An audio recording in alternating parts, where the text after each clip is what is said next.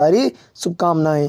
तो आज हम आपको अर्थशास्त्र कक्षा 12वीं का जो ऑब्जेक्टिव टाइप है, आप लोग लगातार कमेंट आ रहा था कि सर जो सही विकल्प खाली स्थान एक वाक्य हैं उनके उत्तर हमें जल्द से जल्द उपलब्ध कराएं। तो आपकी कमेंट को देखते हुए हम आपके लिए वीडियो लेके आए हैं। तो ये वीडियो आपके लिए काफ़ी इंपॉर्टेंट है, इसलिए आप लोग वीडियो को पूरा देखिएगा। अगर चैनल पे पहली बार आए हैं तो चैनल सब्सक्राइब करना ना भूलिएगा। चलिए शुरू करते हैं वीडियो आपके लिए काफ़ी इंपॉर्टेंट है, क्योंकि यहाँ हम बताने वाले हैं आपको ऑब्जेक्टिव क्वेश्चन के आंसर। तो आप लोग PDF का वेट नहीं करेंगे, वीडियो को देखते जाएंगे और आंसर टिक करते जाएंगे और कॉपी पेन में लिखते जाएंगे। चलिए शुरू करते हैं। सबसे पहले हमारा पहला क्वेश्चन है कि व्यष्टि अर्थशास्त्र का अर्थ है। आपको 4 ऑप्शन दिया है। पहला दिया है विशिष्ट आर्थिक इकाइयों का अध्ययन, दूसरा संपूर्ण अर्थव्यवस्था का अध्ययन, तीसरा कुल राष्ट्रीय आय का अध्ययन, इनमें से कोई नहीं। तो देखिए, जो व्यष्टि होता है वो विशिष्ट आर्थिक इकाइयों का अध्ययन करता है और जो संपूर्ण का अध्ययन समष्टि में होता है। ठीक है ना, संपूर्ण का अध्ययन कहाँ होता है? आपका समष्टि में होता है। इसलिए आपका ऑप्शन नंबर पहला करेक्ट हो जाएगा, विशिष्ट आर्थिक इकाइयों का अध्ययन। सेकंड क्वेश्चन हमारा है व्यष्टि अर्थशास्त्र तथा समष्टि अर्थशास्त्र दोनों हैं, तो इसका आंसर हो जाएगा परस्पर पूरक। क्या हो जाएगा आपका आंसर? परस्पर पूरक, है ना। व्यष्टि अर्थशास्त्र और समष्टि अर्थशास्त्र एक दूसरे क्या हैं? पूरक हैं। तीसरा है निम्नलिखित में से, तीसरा क्वेश्चन, निम्नलिखित में से अर्थव्यवस्था में सामाजिक हित एवं कल्याण को महत्व दिया जाता है। तो किस अर्थव्यवस्था में महत्व दिया जाता है? सामाजिक हित और कल्याण को। तो भैया समाजवादी में। ठीक है ना, समाजवादी अर्थव्यवस्था में सामाजिक हित और कल्याण को महत्व दिया जाता है। चौथा क्वेश्चन है उस केंद्रीय समस्या की पहचान कीजिए जो उत्पादित की जाने वाली वस्तुओं की मात्रा से संबंधित है। चौथा क्वेश्चन, इसका आपका सही आंसर हो जाएगा किसके लिए उत्पादन किया जाए। ठीक है ना, किसके लिए उत्पादन किया जाए। ठीक है, आगे बढ़ते हैं। अगला जो हमारा है सूक्ष्म अर्थशास्त्र अध्ययन करता है तो विशिष्ट फर्मों का। ठीक है ना, सूक्ष्म अर्थशास्त्र किसका करता है? विशिष्ट फर्मों का करता है। आगे बढ़ते हैं अगले अध्याय की ओर। हमारा क्वेश्चन है जब सीमांत उपयोगिता शून्य होती है तो कुल उपयोगिता स्थिर रहती है। ठीक है ना, जब सीमांत उपयोगिता शून्य होती है तो कुल उपयोगिता स्थिर रहती है। अगला क्वेश्चन देखते हैं इसी का। सीमांत उपयोगिता हो सकती है, तो भैया देख लो, सीमांत धनात्मक भी होती है, ऋणात्मक भी होती है, शून्य भी होती है। तो हो जाएगा उपयुक्त सभी। ठीक है, आगे बढ़ते हैं अगले क्वेश्चन की ओर। इसको हम टिक कर लिए ना, उपयुक्त सभी इसमें हो जाएगा। अगला क्वेश्चन हमारा है तीसरा, उदासीनता वक्र का नीचे की ओर ढाल सूचित करता है। तो हो जाएगा आपका ऋणात्मक ढाल को। किसे करता है? ऋणात्मक ढाल। चौथा, उपभोग की अंतिम इकाई से प्राप्त होने वाली उपयोगिता को कहा जाता है। तो भैया आपका सीमांत उपयोगिता कहा जाता है। ठीक है ना, क्या कहा जाता है? सीमांत उपयोगिता, इसका आपका सही आंसर हो जाएगा। ठीक है,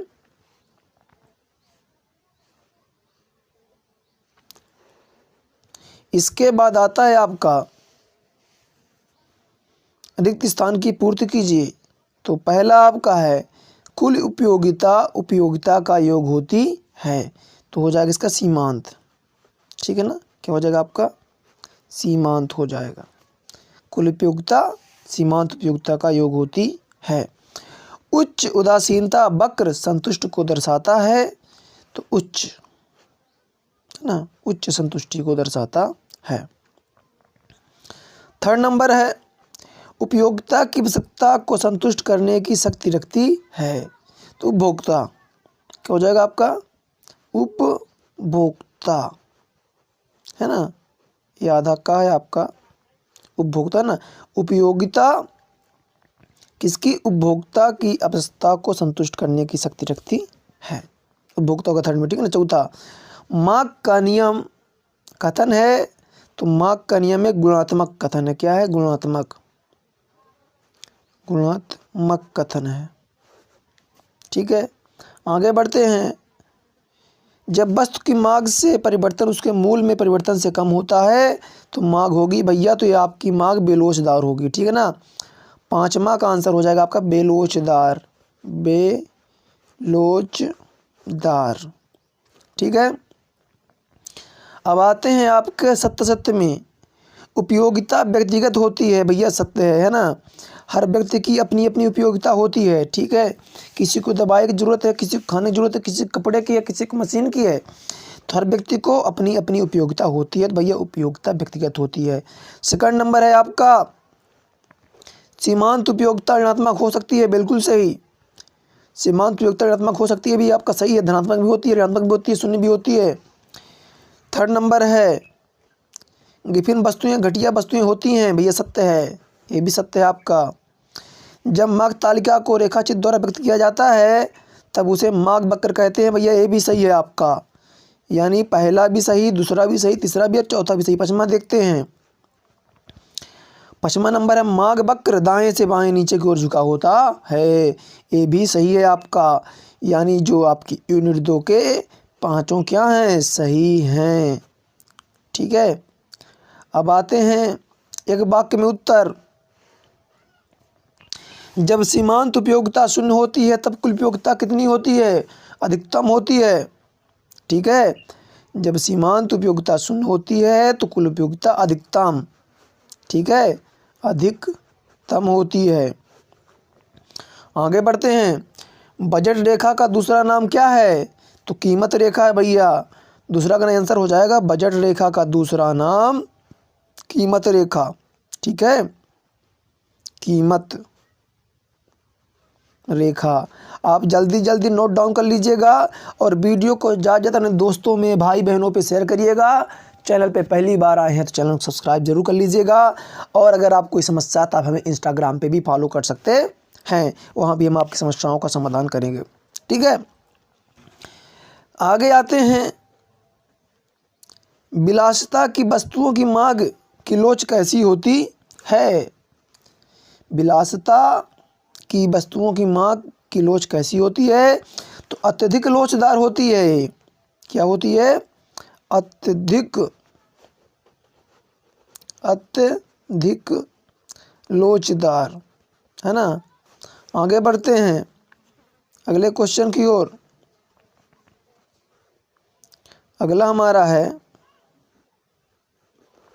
कीमत तथा मांग के बीच किस प्रकार का संबंध होता है, तो भैया विपरीत संबंध होता है। कीमत तथा मांग के बीच विपरीत संबंध होता है, विपरीत। ठीक है, आगे बढ़ते हैं अगले क्वेश्चन की ओर। मांग वक्र की मान्यता के अनुसार उपभोक्ता क्या कैसी मानी जाती है, तो स्थिर मानी जाती है। तभी मांग वक्र को ज्ञात किया जाता है। कब, जब उपभोक्ता की आय क्या होगी, स्थिर। क्या मानी जाती है, तो स्थिर मानी जाती है। ठीक है, आगे बढ़ते हैं। अब आता है आपका सही जोड़ी। अगर वीडियो पसंद आ रहा हो तो वीडियो को लाइक करेंगे, है ना, दोस्तों पे शेयर करेंगे और वीडियो कैसा लगा कमेंट करना ना भूलेंगे। ठीक है, आगे बढ़ते हैं। स्थानापन्न वस्तुएं, है ना। स्थानापन्न मतलब एक की जगह दूसरी वस्तु का उपयोग किया जाता है। भैया चाय और कॉफ़ी, है ना, अगर चाय का दाम बढ़ जाए तो लोग कॉफ़ी पीने लगेंगे, तो स्थानापन्न वस्तुएं हैं। पूरक वस्तुएं जो एक दूसरे से क्या हो, संबंधित हों, तो मतलब एक का रेट बढ़ने पर दूसरे में भी प्रभाव उसका पड़ेगा। तो जैसे पूरक वस्तुएं हो गया, तो क्या है यहाँ पे, गेंद और बल्ला। ठीक है ना। अगर बेड की कीमत बढ़ जाएगी तो गेंद की कीमत क्या हो, घट जाएगी ना, पूरक वस्तु है। फिर आता विभिन्न वस्तुएं, है ना, तो निम्न कोट की वस्तुएं हो जाएगा आपका। ठीक है, चौथा नंबर बेलोचदार मांग आवश्यकता की वस्तु। ठीक है, पश्चिमा मांग के नियम का बाद विभिन्न वस्तुएं हो जाएगा आपका। कुल उपयोगिता सीमांत उपयोगिता का योग होती है। बजट रेखा, कीमत रेखा। ठीक है ना, यानी पहले एक हो जाएगा आपका चाय और कॉफ़ी, दूसरे का गेंद और बल्ला, तीसरे का हो जाएगा निम्न कोट की वस्तु, चौथा हो जाएगा आपका आवश्यकता की वस्तु। और आपका पाँचवा हो जाएगा विभिन्न वस्तु, छठवां हो जाएगा सीमांत योग और सातवां ये हो गया आपका। ठीक है, ये आपका जोड़ी है, इसे आप मिला लीजिए, स्क्रीनशॉट ले सकते हैं। ठीक है, आगे बढ़ते हैं। आपके प्रश्नों के उत्तर में काम चल रहा है ना। आपको 31 तारीख तक लगभग पूरे कंप्लीट करा दिए जाएंगे। ठीक है, अब आते हैं भैया आपका यूनिट 3 पे। चलिए देखते हैं। भौतिक अदाओं और भौतिक प्रदा के बीच संबंध को कहते हैं। तो इसका आंसर आपका हो जाएगा उत्पादन फलन। क्या हो जाएगा आपका? उत्पादन फलन हो जाएगा। ठीक है ना। भौतिक अदाओं और भौतिक प्रदा के बीच संबंध को कहते हैं उत्पादन फलन कहते हैं। दूसरा है, अल्पकाल में उत्पादन फलन का कौन सा नियम लागू होता है? अल्पकाल में उत्पादन फलन का कौन सा नियम लागू होता है? तो परिवर्तनशील अनुपातों का नियम लागू होता है। ठीक है, थर्ड नंबर चलते हैं। कुल उत्पादन उत्पादन की प्रथम अवस्था में, तो इसका हो जाएगा आंसर आपका कुल उत्पादन में बढ़ती हुई दर में वृद्धि होती है। ठीक है ना। जब हम उत्पादन करते हैं तो उत्पादन बढ़ता है। ठीक है, तीसरा क्वेश्चन हमारा चौथा आता है उत्पादन प्रारंभ होने से पहले निम्न में कौन सी लागत पाई जाती है? बहुत इंपॉर्टेंट क्वेश्चन है आपका। तो स्थिर लागत पाई जाती है। ठीक है ना। उत्पादन प्रारंभ होने से पहले आपके लिए कौन सी लागत पाई जाएगी? स्थिर लागत। ठीक है, उत्पादन प्रारंभ होने से पहले कौन सी लागत पाई जाती है? तो स्थिर लागत पाई जाती है। आगे बढ़ते हैं। निम्न में से कौन सी स्थिर लागत का उदाहरण नहीं है? तो इसका आंसर हो जाएगा आपका अस्थायी श्रमिकों का मजदूरी और वेतन। ठीक है ना, क्योंकि जो अस्थायी श्रमिक होते हैं उनकी मजदूरी वेतन फिक्स नहीं होता, इसलिए इसका आंसर नंबर सा हो जाएगा। ठीक है, अब चलते हैं खाली स्थान की ओर। पहला है आपका वह नियम जो में लागू होता उसे परिवर्तनशील अनुपातों का नियम कहते हैं। वह नियम जो अल्पकाल में, इसका क्या हो जाएगा आपका? अल्पकाल में। ठीक है ना, वह नियम जो अल्पकाल में लागू होता है। ठीक है, दूसरा वह नियम जो में लागू होता उसे पैमाने का प्रतिफल कहते हैं दीर्घकाल में। ठीक है ना, जो नियम दीर्घकाल में लागू होता है, दीर्घकाल, उसे हम क्या कहते हैं? पैमाने का प्रतिफल कहते हैं। औसत लागत तथा सीमांत लागत दोनों ही कुल लागत से ज्ञात की जाती हैं। ठीक है ना, चाहे औसत लागत हो चाहे सीमांत लागत, दोनों किससे ज्ञात की जाती हैं? कुल लागत से ज्ञात की जाती हैं। चौथा, लागत औसत लागत को उसके सबसे निचले बिंदु पर काटती है, तो सीमांत लागत। ठीक है ना, क्या हो जाएगा आपका? सीमांत, है ना। सीमांत लागत औसत लागत को उसके सबसे निचले बिंदु पर काटती है। फर्म की संख्या बढ़ने पर बाजार में पूर्ति बढ़ जाती है। ठीक है ना, जब फर्म ज़्यादा होगी तो पूर्ति क्या होगी? बढ़ जाती है, बढ़ जाती है। ठीक है ना, बढ़ जाती है। ठीक है, अब आते हैं सत्य असत्य की ओर। शून्य उत्पादन होने पर परिवर्तनशील और स्थिर दोनों ही साधन घटा दिए जाते हैं, भी यह असत्य है। ठीक है ना, ये आपका पहला ही असत्य है इसमें। दूसरा, अल्पकाल में परिवर्तनशील साधन अपरिवर्तित रहते हैं, गलत है भाई। ये भी आपका असत्य है, क्योंकि अल्पकाल में हम परिवर्तनशील साधनों को बढ़ा के उत्पादन करते हैं। उत्पादन बंद कर देने पर स्थिर लागत शून्य हो जाती है, असत्य है ये भी आपका। यानी तीनों ये असत्य हो गए। पैमाने के प्रतिफल का संबंध दीर्घकालीन उत्पादन फलन से होता है, ये आपका सत्य है। कर में वृद्धि होने से उत्पादन लागत बढ़ती है और पूर्ति में कमी आती है, ये भी सत्य है। यानी 3 असत्य हैं और 2 सत्य हैं। ठीक है, अब आते हैं जोड़ी की ओर। कुल उत्पादन तो वस्तुओं तथा सेवाओं की कुल मात्रा, साधन के प्रतिफल का नियम तो हो जाएगा अल्पकाल, अदा एवं प्रदा में संबंध उत्पादन फलन। ठीक है, AC और MC वक्र युवाकार, सीमांत उत्पादन, अतिरिक्त उत्पादन। ठीक है, ये आपकी जोड़ी हो गई।